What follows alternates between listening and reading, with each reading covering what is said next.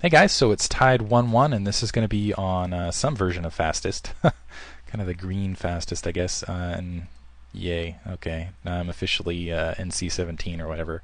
No one report me though, because come on, seriously. Unintentional to many degrees.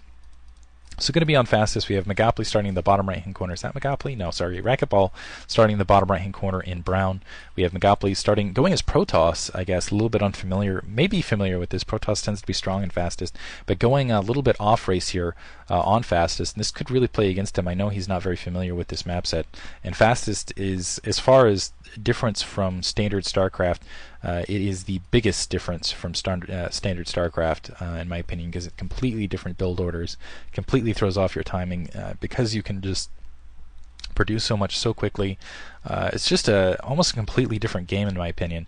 So you'll have to bear with me. I know a couple strategies on fastest, but it's not one of the games one of the Brood War sets I'm more familiar with.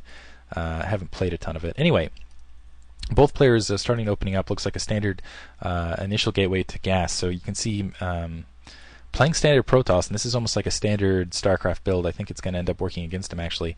A gateway to assimilator, whereas we're going to see a 2-gate on the opposite end. And the thing about this is because easily turn into a 5-gate, he could additionally put down a Nexus to get additional supply.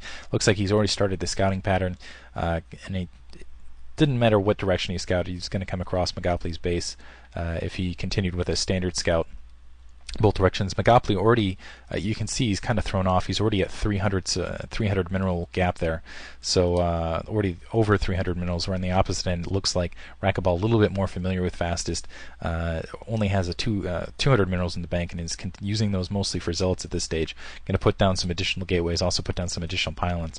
Not sure if he's as familiar with this as well, but the cybernetic score going down. So once again, Magoply, yeah, he's going for a standard Protoss type build, as you can see in form and function, cybernetics core, second pylon, things like that, and as a result he's running into kind of a mineral gap. He's just very unfamiliar with this, and that might end up playing against him.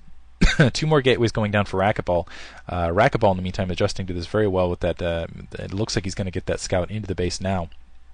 A Zealot coming alongside to get an initial hit. It's not going to stop that probe scout though. Second gateway going down. Cybernetics core is now up. It looks like it will have some, will have range, and it looks like the minerals have actually bounced right back out.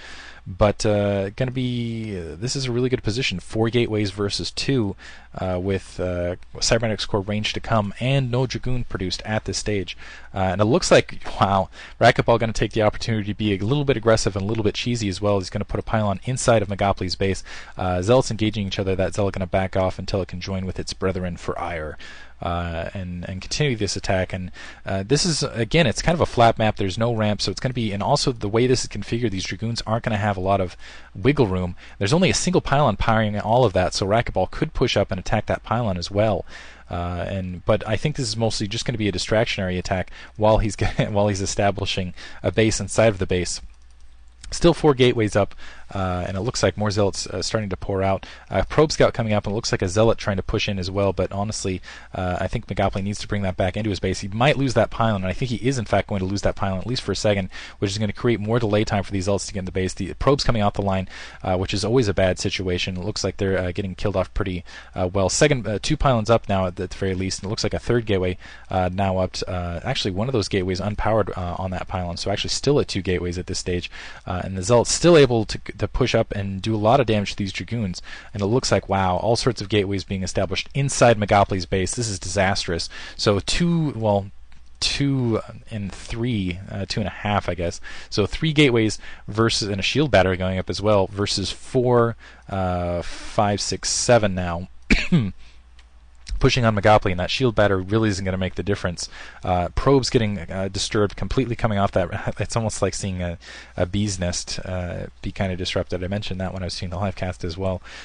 Seeing those probes come off, but this is just, it hurts having those probes not mining. They're coming back. Magoply doing whatever he can to stay alive in this tournament. Shield battery starting to get hit now as well, but this is just a huge amount of zealots pushing in here. Magoply losing a lot of his probes. alongside, and he's getting looks like being a little bit more aggressive and putting a pylon a little bit more in a forward position. I think now he's starting to assail against that, but more zealots being produced, more zealots flooding in, and just the production advantage is huge in Raquetball's favor, pushing up and able to get that shield battery, at least keeping those dragoons that are already out alive. I don't know how long it's going to that's really going to last and keep them alive, though. More zealots pouring in from the south. They're probably going to be able to take that gateway up because the zealot spread. More zealots continuing to spread in from that front door. These four gateways still, and it looks like photon cannons actually going down in the meantime. And that's really going to make this job even harder, honestly, for Magoply. He's at least got those 5 dragoons to help deal with these zealots, but more zealots, just the pure amount of production here playing into Raquetball's favor. 3 gateways versus 8, I believe, at this stage. And it looks like now they're trying to attack that cybernetics core, so they don't have to deal with dragoons anymore. And so Magoply's base completely being assailed, trying to hide around that shield battery to try to stay alive. That cybernetics core is most likely going to go down. 2 zealots just pouring into it, just 100 health left.